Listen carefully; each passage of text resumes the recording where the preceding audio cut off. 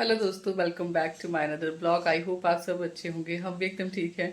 तो अभी मुझे मीबू ने याद करवा दी कि मम्मा ब्लॉग शुरू कर लो शूट करूं कि हम घर वापस आ गए हैं। तो इसलिए मैंने सोचा ब्लॉग शूट कर ही लेती हूं। और फाइनली हम घर वापस पहुंच चुके हैं।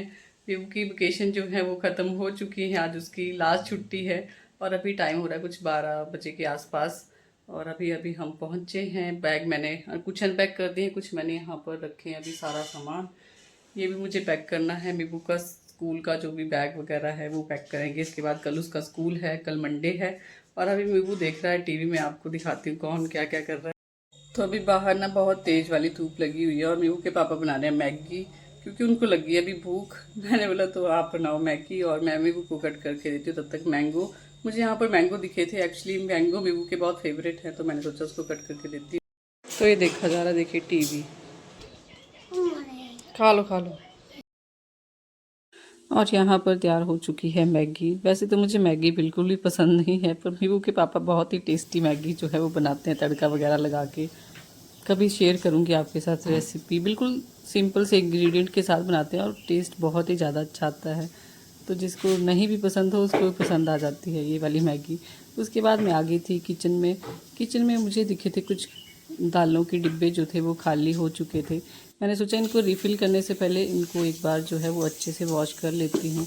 ऐसा होता है ना कि अगर खाली हैं डिब्बे तो अच्छे से अंदर बाहर से क्लीन हो जाते हैं, अदरवाइज़ तो फिर वेट करना पड़ता है उनके खाली होने का। तो इस टाइम पर मुझे खाली मिल गए थे। फिर देखिए यहाँ पर आप देख सकते हैं हमारी मसालादानी की हालत भी कुछ इस तरह से हो चुकी है। अभी इसको भी मैं खाली करके क्लीन कर लूँगी अच्छे से। तो मसालादानी तो ऐसी चीज़ है जो डेली 2-3 टाइम जो है वो दिन की यूज़ हो ही जाती है। इसकी हालत कुछ इस तरह से हो ही जाती है, चाहे जितना मर्जी आप ट्राई कर लें इसको साफ़ रखने की। पर फिर भी टिश्यू वगैरह मैं लगा कर रखती हूँ। साथ के साथ मैंने कुछ लौंग भी इसमें ऐड किए हैं ताकि इसमें मॉइस्चर ना आए मसालों में। तो लौंग आप जरूर से ऐड कर सकते हैं अपने मसालादानी में, अगर आपके मसालों में मॉइस्चर आ रहा है। ये जो भी है इस सीज़न में तो ज़रूरी है, मैंडेटरी होती हैं ये चीज़ें। तो उसके बाद इसको भी मैं अच्छे से साफ़ कर लूँगी। थोड़ा थोड़ा रोज करते रहे ना तो अच्छा रहता है, एकदम से बर्डन नहीं पड़ता है किसी भी काम का। तो मैं कुछ इस तरह से ही करती हूँ अपना सारा काम मैनेज। जो भी मुझे पार्ट दिख जाता है कि इसको क्लीनिंग की ज़रूरत है तो मैं उसको उसी टाइम पर क्लीन कर देती हूँ। ऐसा नहीं कि मैं उसको ऐसे सोचूंगी कि कल करूँगी परसों करूँगी, तो फिर वो बर्डन बढ़ता जाता है और पार्ट जो है वो गंदे होते जाते हैं घर के। तो थोड़े थोड़े एक एक दो दो पार्ट जो है वो घर के डेली क्लीन होते रहे ना, तो घर जो है वो बिल्कुल साफ़ सुथरा रहता है। आपका घर जो है वो हमेशा गेस्ट रेडी रहता है। कभी भी कोई भी मेहमान आ जाए आपको एकदम से जल्दी से क्लीनिंग करने की ज़रूरत नहीं पड़ेगी, अगर आप इस तरह से छोटी छोटी चीज़ों को ध्यान रखेंगे तो यहाँ पर जो भी कंटेनर मुझे खाली मिल गए थे उनको सबको मैंने अच्छे से क्लीन कर लिया है। अभी इनको थोड़ी देर मैं इस तरह से ही छोड़ दूँगी ताकि इनका जो एक्सेस वाटर है वो निकल जाए। उसके बाद हम इसको कपड़े से ही सुखा लेंगे। अगर बाहर धूप है तो धूप में रख सकते हैं, पर अभी धूप नहीं है बिल्कुल भी, तो मैं अभी इसको कपड़े से ही ड्राई कर लूँगी अच्छे से। और मसालादानी को भी मैंने दोबारा से रिफ़िल कर दिया है। अभी बारी आती है फूलों को पानी देने की। तो फूलों को पानी जो है वो सिर्फ जो अंदर वाली साइड है जहाँ पर बारिश का पानी नहीं पहुँच पाता है उनको ही पानी की ज़रूरत है, तो उनको ही मुझे पानी देना है। और बिल्कुल थोड़ी थोड़ी क्वांटिटी में ही मैं पानी दूंगी, क्योंकि हवा में नमी है और ज़्यादा पानी की ज़रूरत नहीं होती आजकल प्लांट्स को। बस आज मैं पानी दे दूँगी, फिर 10-15 दिन के बाद ही इनको पानी दूँगी फिर से। हाँ जी दोस्तों, तो अभी बारी आती है मेबू का स्कूल बैग पैक करने की। तो स्कूल बैग भी पैक कर देते हैं और साथ के साथ मैं आपको बताती हूँ कि बेबू को होमवर्क में क्या क्या दिया गया था इस बार।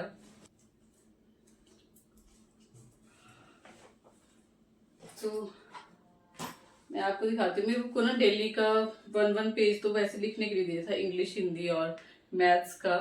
वो तो चलो इसने कर लिया है। वैसे तो होमवर्क मैंने सारा करवाया, ऐसा नहीं कि नहीं करवाया है, पर फिर भी एक बात होती है कि ये होमवर्क बच्चों के लिए होता है या पेरेंट्स के लिए होता है, वो मुझे आज तक समझ नहीं आई बात। आप इतना ज़्यादा होमवर्क दे देते हैं, हॉलीडेज हैं, हॉलीडेज में आप मानोगे नहीं एक भी दिन जो है वो बिल्कुल टेंशन से फ्री नहीं हो पाए हम। हर दिन हॉलीडे मतलब होमवर्क का प्रेशर रहा कि आज भी होमवर्क करना है, आज भी होमवर्क करना है। एक भी दिन जो है वो फ्री नहीं रह सकता है कोई, इतना ज़्यादा होमवर्क दे देते हैं यहाँ के स्कूल में। और एक्टिविटीज ऐसी ऐसी दी हैं कि बच्चे खुद कर सकते हैं। क्या आपको लगता है वो आप मुझे कमेंट सेक्शन में जरूर से बताइएगा। तो इसमें जैसे लिखा गया है फेवरेट थिंग्स, तो फेवरेट थिंग्स में जैसे फेवरेट कलर है वो स्टिक करना है, कहीं ना कहीं से मतलब पिक्चर्स कट करके उनको कुछ इस तरह से चिपकाना था, वो एक्टिविटी दी थी। नेक्स्ट जैसे रेनी थिंग्स, रेनी सीजन में कौन कौन सी थिंग्स यूज होती हैं वो दी थी, वो चिपकाई। जहाँ कहाँ कहाँ से हम ढूंढ कर लाए होंगे इन चीजों को, छोटी छोटी चीजें होती, कौन कौन सी बुक से हमें कटिंग लेनी पड़ी। फिर ऊपर से दी थी राखी, राखी बनानी है, तो राखी तो मैंने खुद से बनाई है, वो मैं आगे वीडियो अटैच कर दूंगी कि मैंने किस तरह से इस राखी को बनाया है खुद से। अब बच्चों की बस की तो बात नहीं है राखी बनाना या जो भी है, तो ये सारा होमवर्क पेरेंट्स के लिए होता है मुझे लगता है। बाकी ये कुछ लीव्स वगैरह थे स्टिक करने के लिए। एक और एक्टिविटी के अलावा दिया गया था, वो था प्रोजेक्ट, वो भी मैं आपको दिखाती हूँ।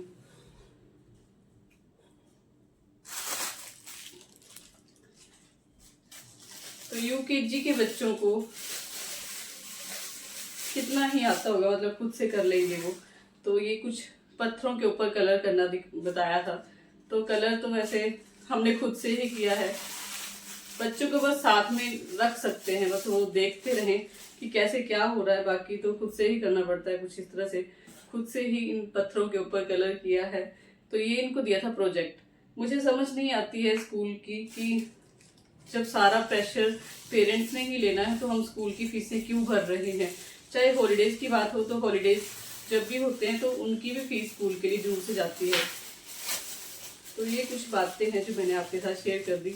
बाकी बुक्स का अलग से था, नोटबुक का अलग से था, एक्टिविटीज अलग से, प्रोजेक्ट अलग से। इतने छोटे छोटे बच्चों को इतना ज्यादा होमवर्क दे दिया जाता है, वो किस लिए दिया जाता है मुझे समझ नहीं आती। बस चलिए ठीक है, प्रैक्टिस की बात है, बच्चे थोड़ा सा बिजी रहेंगे, पर छुट्टियां दी हैं थोड़ा सा इंजॉयमेंट के लिए भी होती हैं। वो इंजॉय ना तो पेरेंट्स का हो पाता है ना तो बच्चों का हो पाता है। ये छुट्टियां तो ऐसे ही निकल जाती हैं पढ़ाई पढ़ाई में ही।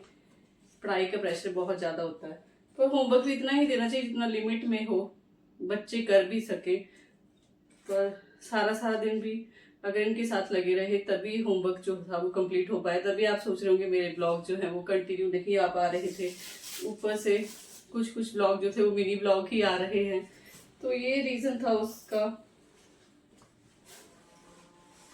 अभी कर लेते हैं बैग पैक, क्योंकि नीबू ने सुबह जाना है स्कूल। तो बैग तो मैंने आपके साथ शेयर किया था, मैंने उसके लिए न्यू मंगाया है। कुछ इस तरह से है ये बड़ा सा बैग। अभी ड्रेस वगैरह रह जाती है इसकी, मुझे प्रेस करने के लिए, उसको भी मैं रख देती हूँ अलग से।